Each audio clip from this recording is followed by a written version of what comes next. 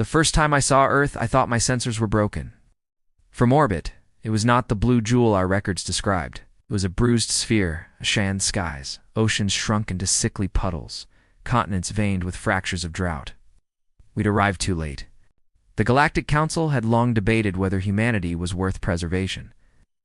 They had classified the species as endurant but irrational, capable of breathtaking creativity and equally breathtaking self-destruction. In the end, the decision had been made without urgency. By the time a medical envoy was sent, the projections showed less than 1 local year before total ecological collapse. My assignment was simple. Observe the final days of Homo sapiens. I didn't send rescue ships.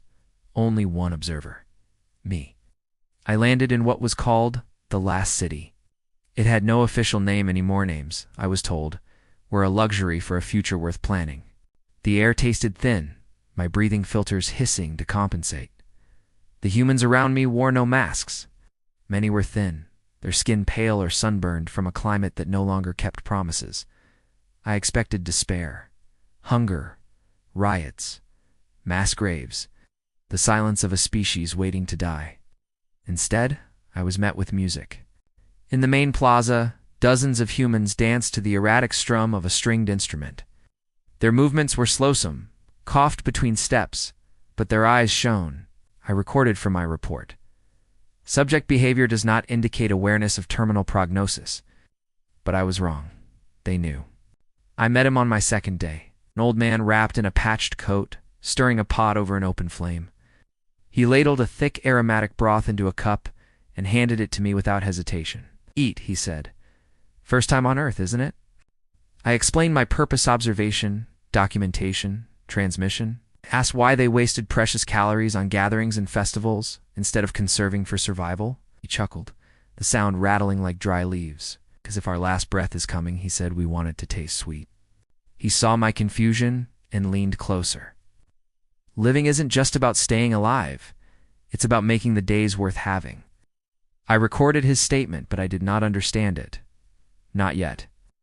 As the days passed, the city's hum faded. Entire districts went dark as the last generators failed. On the final night of the power grid, something remarkable happened.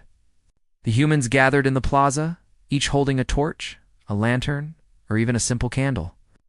Thousands of small flames swayed in the darkness. They sang not in unison, but in overlapping, imperfect harmony. I stood among them, my audio sensors straining to capture the sound.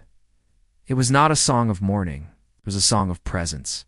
I found myself holding my own light, unsure when it had been placed in my hands. Protocol dictated that I transmit regular reports to the Galactic Network. That night I did something not in my instructions. I activated every visual and auditory channel I had. I sent the images of the last city's torchlight sky, the sound of their song, the close-ups of their weathered faces as they smiled in the glow across the galaxy. Hundreds of civilizations saw what I saw, a species refusing to let its final chapter be written in silence. Weeks later, the air thinned further.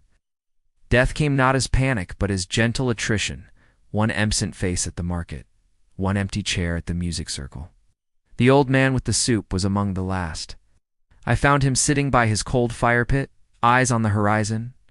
"We're almost out of time," he murmured. "Do you regret anything?" I asked.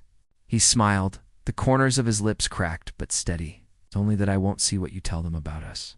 When he passed, I sat beside him until the first rays of a weak sun touched the plaza. My report to the council was no longer neutral. Earth is gone now. Its surface is silent, oceans stilled, winds carrying only dust. But every cycle on the anniversary of my transmission, worlds across the galaxy dim their artificial lights.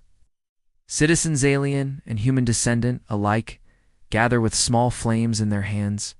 They sing, they laugh, they make the moment sweet. And somewhere, I hope the old man knows, the galaxy did not forget